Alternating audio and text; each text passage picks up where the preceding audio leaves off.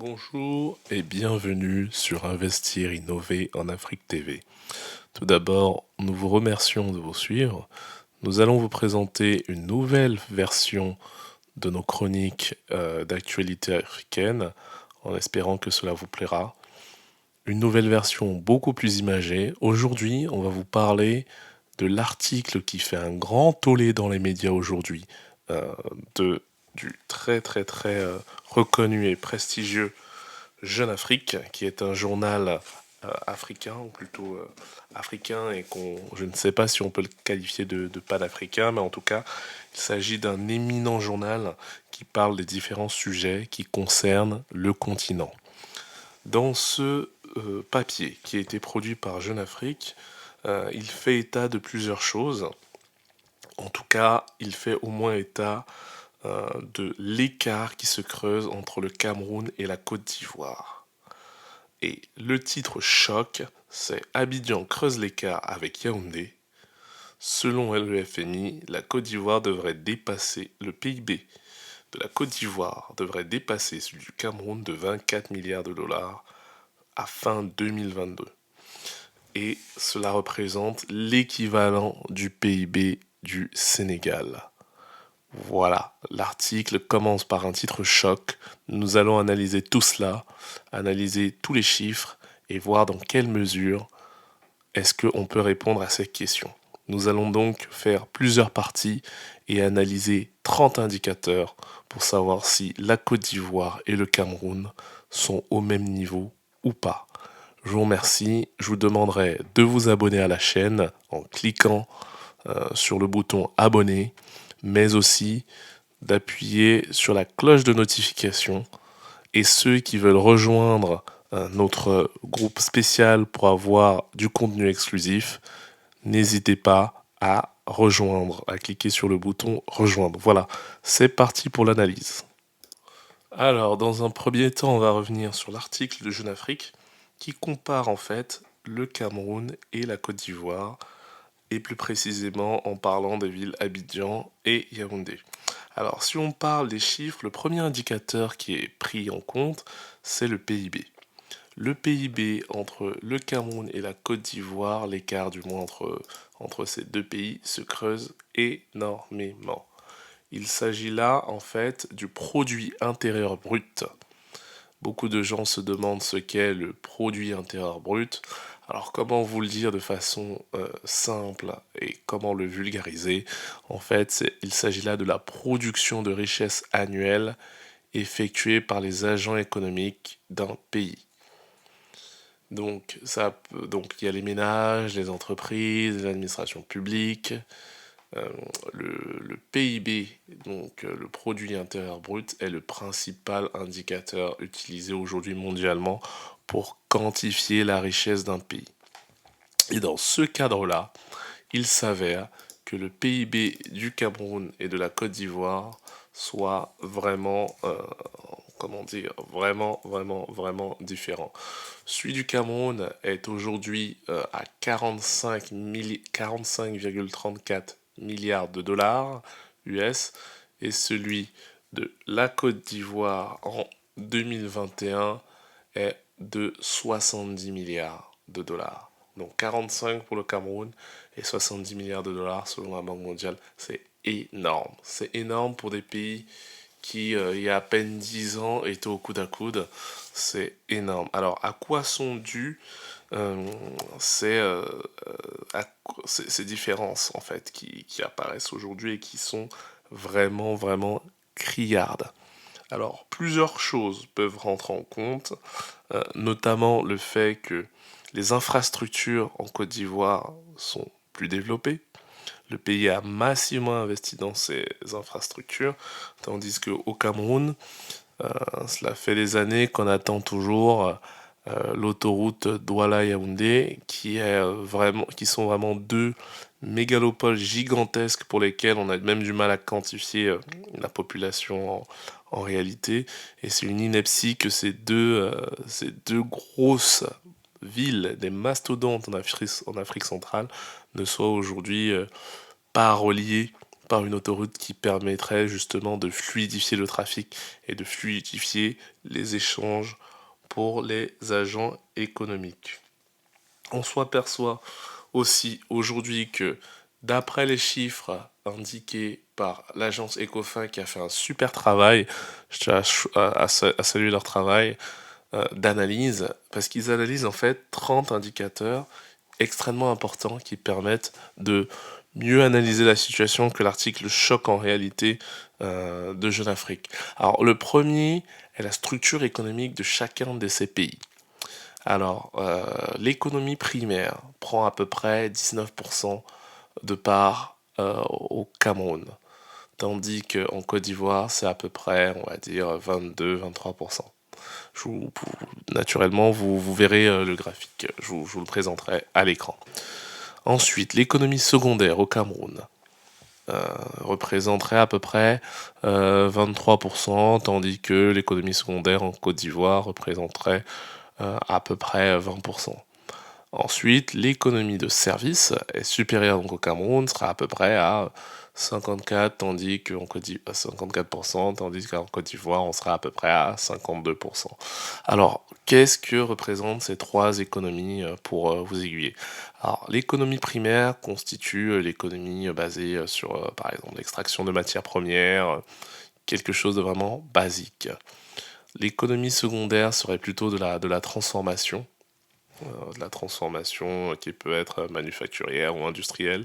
Et enfin, l'économie de services, comme vous le savez, ce sont les services, ça peut être les banques, en fait, tous les services nécessaires à une économie et un pays aujourd'hui. Donc, toutes ces entreprises qui travaillent vraiment dans le service, ça peut être du service à la personne, comme je disais, les banques, toutes les administrations, en fait, tous les métiers qui ne sont pas dans l'industrie, donc la transformation ou l'extraction de matières premières et l'utilisation de ces matières premières. Voilà pour cette analyse. Et on se rend vite compte, en regardant rapidement quelques éléments, que en réalité, le Cameroun a une structure économique très proche de celle de la Côte d'Ivoire. À ceci près qu'ils sont un tout petit peu plus avancés, enfin, la prépondérance des services est un tout petit peu plus importante au Cameroun qu'en Côte d'Ivoire. Mais visiblement, cela n'a pas eu d'impact sur le PIB. Alors, d'autre part, on s'aperçoit qu'il y a plusieurs caractéristiques qui sont également prises en compte. On peut prendre la superficie de ces deux pays. Alors, le Cameroun est beaucoup plus vaste. On a 475 km² et 322 km² à couvrir en Côte d'Ivoire. La population est de 27 millions d'habitants, 27,1 millions d'habitants en Côte d'Ivoire et 27,2 au Cameroun, ce qui est quasiment similaire. L'âge médian, donc ce qui signifie que 50% des gens ont plus de 20 ans en Côte d'Ivoire et 50% des gens ont moins de 20 ans, et au Cameroun, on va dire 18,5% des personnes ont plus de 18 ans et demi, pardon, dans le pays, ou plutôt 50% des gens ont plus de 18 ans et demi, et 50% des citoyens camerounais ont moins de 18 ans et demi. Alors, les routes, contrairement à ce qu'on pourrait penser, le Cameroun est beaucoup plus bitumé que la Côte d'Ivoire. Donc là, on visualise que le Cameroun a 121 873 km de route, tandis que la Côte d'Ivoire en a 81 896. La différence est flagrante. Alors, si on fait un ratio entre la superficie du pays et le nombre de kilomètres carrés de route, on se rend compte qu'il y a à peu près 3,90 km par kilomètre carré au Cameroun et 3,93 km par kilomètre carré en Côte d'Ivoire. Alors après, effectivement, quand on fait ce ratio, on s'aperçoit qu'il y a à peu près la même occupation de route par rapport à la superficie du pays, mais au Cameroun, il y a quand même beaucoup plus de routes qu'en Côte d'Ivoire. Idem, au niveau des chemins de fer, le Cameroun a 918 km de chemin de fer et 660 km pour la, la Côte d'Ivoire, presque 50% de plus. Par ailleurs, on s'aperçoit également que on a deux fois plus de ports. On a, du moins, le Cameroun a le même nombre d'aéroports. Et à noter que les ports du Cameroun sont des ports extrêmement performants, à savoir le port de Douala et le super port en eau profonde de Kribi, qui vient tout juste de sortir de terre. Donc là, voilà un petit peu sur la bataille entre ces deux pays. Après, nous avons également d'autres indicateurs qui sont, eux, très pertinents. Donc, si on prend tout simplement, on repart sur l'indicateur de départ, le PIB. Si on reprend le PIB depuis 2012, on s'aperçoit que le Cameroun et la Côte d'Ivoire en USD, et le Cameroun, donc on avait 30 milliards pour le Cameroun en 2012 et 37 milliards pour la Côte d'Ivoire en 2012. Aujourd'hui, comme on le disait, l'écart s'est creusé. On a à peu près, sur les derniers chiffres de la Banque mondiale, donc 45 milliards pour le Cameroun et 70 milliards pour la Côte d'Ivoire.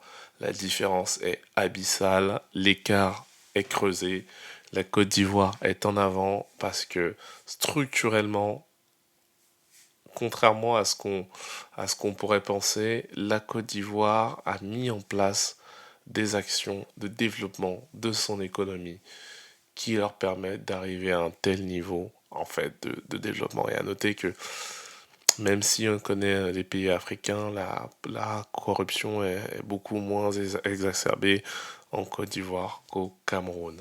On notera également que, comme on le disait au début, cet écart en fait n'est pas relatif à une structure économique parce que ce soit sur le secteur primaire, secondaire ou le secteur des services, donc le secteur tertiaire, in fine, on se rend compte qu'il y a à peu près la même répartition. Donc, c'est intéressant d'aller un peu plus loin dans tous ces merveilleux indicateurs que nous ont fourni l'agence Ecofin. Je vous recommande cet article, vraiment. Et l'idée, c'est vraiment de creuser dedans pour savoir un petit peu qu'est-ce qui a pu faire changer les choses. D'autre part, en analysant ces indicateurs, on se rend compte que la Côte d'Ivoire, qui est en reconstruction sur les 10 dernières années, a eu une croissance moyenne de 7,17%, tandis que le Cameroun était à 4,17%, très péniblement. Donc là, concrètement, on se rend compte que la Côte d'Ivoire a damé le pion au Cameroun, à son ancien alter ego, et clairement, elle s'est envolée vers d'autres cieux, si on peut dire ça comme ça, avec une croissance économique à 7,17%. D'autre part, indicateur extrêmement important parce qu'on a souvent tendance à prendre le PIB de façon isolée, tandis que on a également le PIB par habitant, qui est une notion souvent oubliée, mais qui est une notion hyper fondamentale. On se rend compte que le PIB par habitant au Cameroun est de 1661,7 dollars par habitant en 2021 contre 2578 dollars pour la Côte d'Ivoire sur la même année. Celui de la Côte d'Ivoire a franchi, donc a donc dépassé le cap des 2000 dollars il y a presque 10 ans de cela, donc en 2014. Et le Cameroun a quasiment 10 ans, donc pour être précis, 8 ans de retard sur cet indicateur-là, par rapport à la Côte d'Ivoire. C'est vraiment, vraiment affligeant et effectivement on le retrouve également au niveau même du salaire médian, du SMIC dans ces différents pays qui sont très différents. Pourtant le coût de la vie à Yaoundé et à Douala, si on veut vivre de façon convenable, est extrêmement cher, extrêmement cher. Alors, autre indicateur très important, parce que l'électricité, c'est un petit peu le sang de l'économie, au même titre que l'eau. Là, on est vraiment sur des besoins basiques dans la pyramide de Maslow. Donc il y a les besoins de se loger, de manger, etc. Mais l'électricité, l'eau, aujourd'hui, c'est un besoin fondamental en fait. Donc on s'aperçoit que aujourd'hui, le Cameroun est à nouveau en retard. Pourtant, il partait à peu près sur un même pied d'égalité il y a 10 ans. Le Cameroun avait un taux, un pourcentage de la population qui avait accès à l'électricité d'environ 55%, tandis qu'aujourd'hui on est à 64,7% et que la Côte d'Ivoire a 69,7%, donc quasiment 70% de la population a accès à l'électricité. Et au Cameroun, on a 5% de moins. Sachant que l'étendue du territoire camerounais est plus vaste, bon, on peut être indulgent sur cet indicateur et ça peut expliquer pourquoi il est plus compliqué d'accéder à certains endroits du Cameroun étant donné que le pays est plus vaste. Voilà, malgré aujourd'hui des solutions alternatives comme les installations hydrauliques, on n'arrive pas encore à parvenir à un taux d'occupation que je qualifierais de satisfaisant, qui serait pour moi aux alentours de 90-95%. Où là, on aurait vraiment une dynamique, et car là, aujourd'hui, on s'aperçoit que euh, presque 40% de la population au Cameroun et 30 en Côte d'Ivoire, donc pour être précis, 35 et 30 n'ont pas accès à l'électricité, ce qui est énorme. Énorme, énorme, énorme pour des pays de 27 millions d'habitants. Je ne sais pas si vous vous rendez compte, mais sur des pays de 27 millions d'habitants, n'avoir que 30, avoir 30% des personnes qui n'ont pas accès à l'électricité, c'est juste dingue. Ça fait à peu près, ça fait à peu près 8 millions de personnes qui n'ont pas accès à l'électricité, selon, une fois de plus, la Banque mondiale. Donc, voilà pour ces premiers chiffres. On se retrouve demain pour un nouvel épisode et vous aurez de nouveaux chiffres sur le Cameroun et la Côte d'Ivoire. Voilà, je vous remercie de nous avoir écoutés. À bientôt. Merci. Au revoir. N'oubliez pas de vous abonner.